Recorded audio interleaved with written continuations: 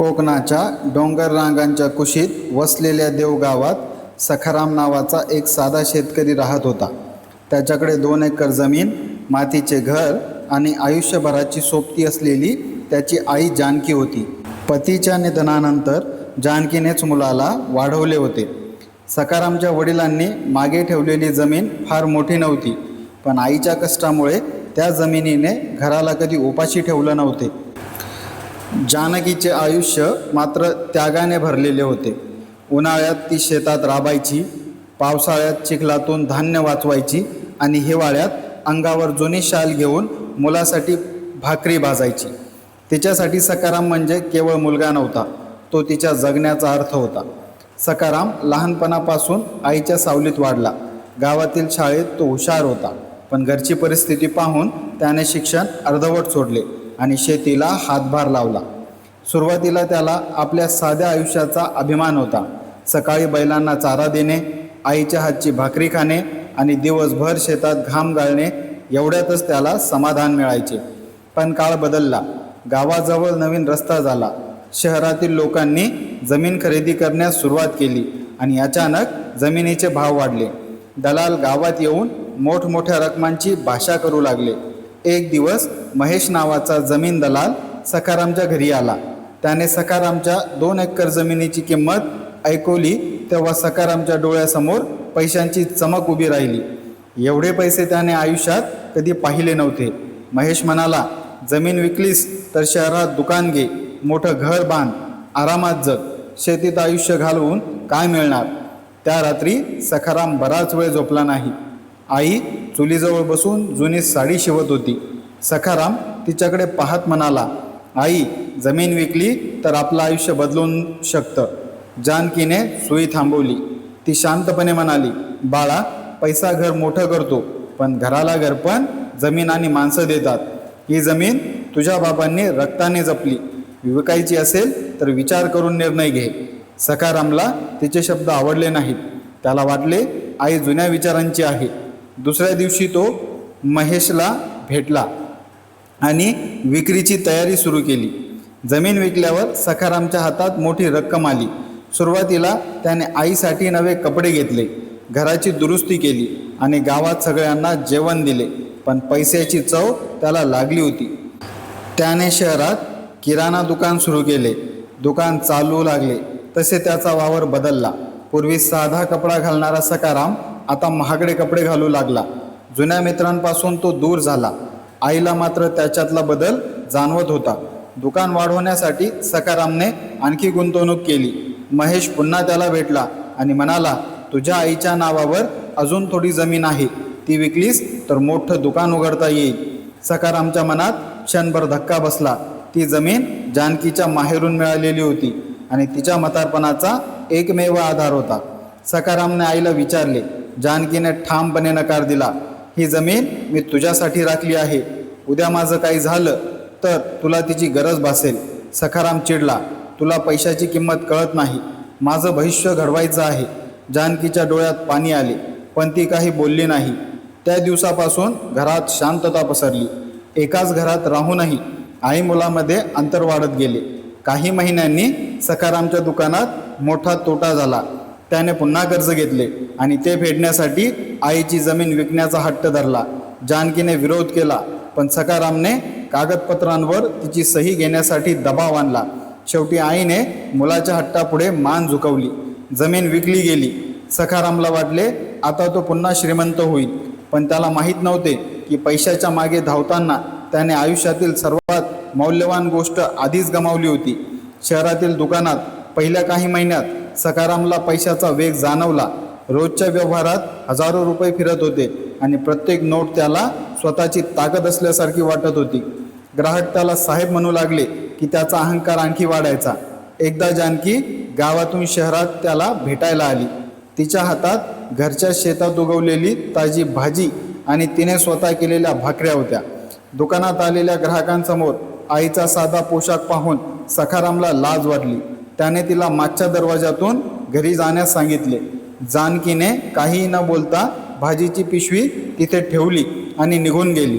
त्या संध्याकाळी सखारामने पिशवी उघडली. भाकरीसोबत एक छोट्या कागदावर जानकीने लिहिले होते, बाळा, तू कितीही मोठा झालास तरी तुझ्या आवडीची भाकरी आईच्या हातचीच असते. ते वाचून त्याच्या मनात क्षणभर अपराधीपणाची भावना निर्माण झाली, पण पैशाच्या मोहाने ती भावना लगेच दबून टाकली. व्यवसाय वाढवण्याच्या नादात तो घरापासून अधिकाधिक दूर गेला. त्याला वाटू लागले की अजून पैसा मिळाला की तो आईसाठी मोठं घर, महागडी औषधे आणि आरामाचे जीवन देईल. मात्र आईला त्यापैकी काहीच नको होते. तिला फक्त मुलगा 2 क्षण जवळ बसावा एवढीच इच्छा होती. एक दिवस जानकी आजारी पडली. शेजारच्या मंगला काकूंनी सखारामला फोन केला. तो महत्त्वाच्या बैठकीत असल्यामुळे त्याने फोन नंतर करण्याचे सांगितले. रात्री घरी परतल्यावर आई तापाने फणफणत होती. तिच्या शेजारी बसताना त्याला जाणवले की पैशाच्या मागे धावताना त्याने आईच्या आयुष्यातील कितीतरी दिवस रिकामे केले होते. तरीही दुसऱ्याच दिवशी महेशने नवा व्यवसायाचा प्रस्ताव दिला आणि सखाराम पुन्हा पैशाच्या गणितात अडकला. त्याला अजून मोठे व्हायचे होते. त्याला तेव्हा एकच वाटत होते, आज थोडा त्याग केला तर उद्या आईला सुख देईन. पण उद्या येण्याआधीच माणूस अनेकदा आजचा आनंद गमावतो. आईची जमीन विकल्यानंतर सखारामने दुकान पुन्हा मोठे केले. काही दिवस व्यवसाय चांगला चालला आणि त्याला वाटले की त्याचा निर्णय योग्य होता. पण नशीब नेहमी पैशाच्या बाजूने उभे राहत नाही. शहरात मोठ्या दुकानांची साखळी आली आणि त्याच्या दुकानातील ग्राहक कमी झाले. माल उधारीवर घेतल्यामुळे कर्ज वाढत गेले. एका रात्री दुकानाला शॉर्ट सर्किटमुळे आग लागली आणि वर्षानुवर्षे जमवलेला सगळा माल जळून खाक झाला. सखाराम दुकानासमोर बसून राखेकडे पाहत होता. त्याच्या हातात पैसा नव्हता, व्यवसाय नव्हता आणि कर्ज मात्र डोक्यावर होते. त्याने मदतीसाठी महेशला फोन केला, पण महेशने फोन उचलला नाही. ज्यांनी कालपर्यंत त्याला श्रीमंत म्हणून सलाम केला होता तेही आता त्याच्यापासून दूर झाले. घरी परतल्यावर त्याने आईला अंगणात शांत बसलेले पाहिले. तिच्या हातात जुन्या कपड्यांची पिशवी होती. सखाराम खाली मान घालून म्हणाला, आई, सगळं संपलं. जानकीने त्याच्याकडे पाहिले. तिच्या चेहऱ्यावर ना राग होता ना विजयाचा आनंद. ती म्हणाली, सगळं संपलेलं नाही रे, तू आहेस, हेच माझ्यासाठी पुरेसं आहे. सखारामच्या डोळ्यात अश्रू आले. त्याने आईच्या पायावर डोकं ठेवलं.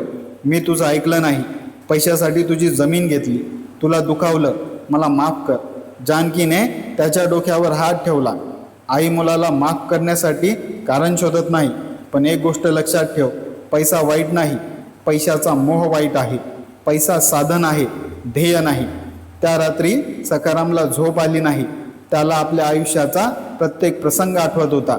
आईने उपाशी राहून त्याला खाऊ घातलेले दिवस, पावसात त्याच्यासाठी छत्री धरलेले क्षण, ताप आला तेव्हा रात्रभर कपाळावर पाण्याच्या पट्ट्या ठेवणारे हात आणि स्वतःसाठी काहीही न मागणारी आई.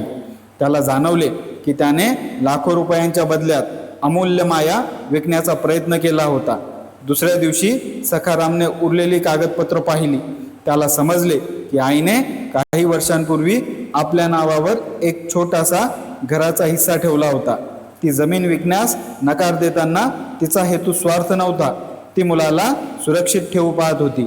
सखारामने तो हिस्सा विकला नाही. उलट त्याने कर्जदारांशी बोलून हप्त्यांची व्यवस्था केली आणि पुन्हा छोट्या प्रमाणात व्यवसाय सुरू करण्याचा निर्णय घेतला. त्याने गावात परत जाऊन भाजीपाला विक्रीचा व्यवसाय सुरू केला. सुरुवातीला त्याला लाज वाटली. पूर्वी शहरात मोठे दुकान असलेला माणूस आता हातगाडीवर भाजी विकत होता. पण जानकी रोज त्याच्यासोबत बाजारात बसायची. तिच्या चेहऱ्यावर समाधान असायचे.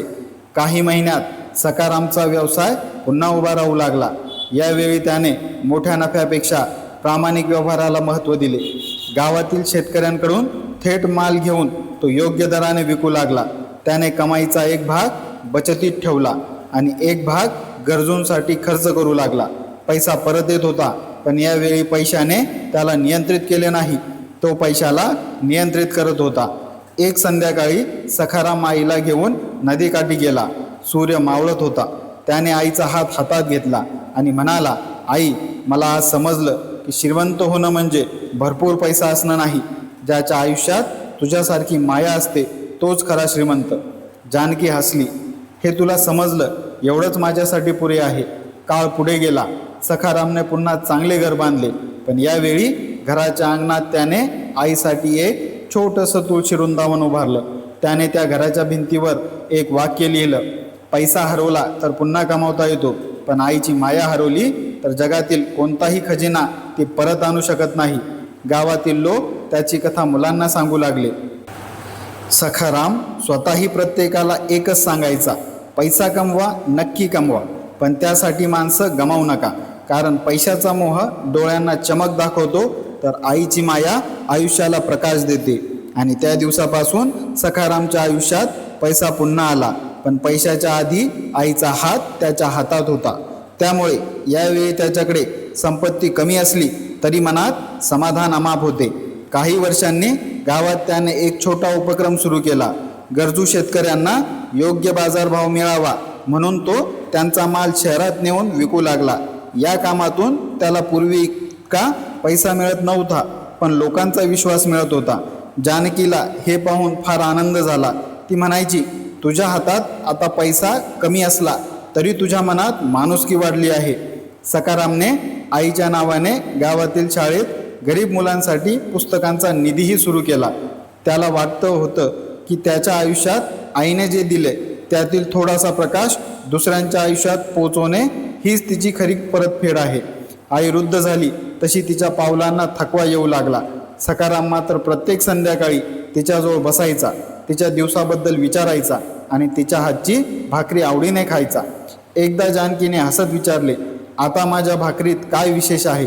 तो म्हणाला, पूर्वी मला वाटायचं तुझ्या भाकरीत चव आहे, आता समजतंय त्यात तुझं प्रेम होतं. आईच्या डोळ्यात पाणी आले.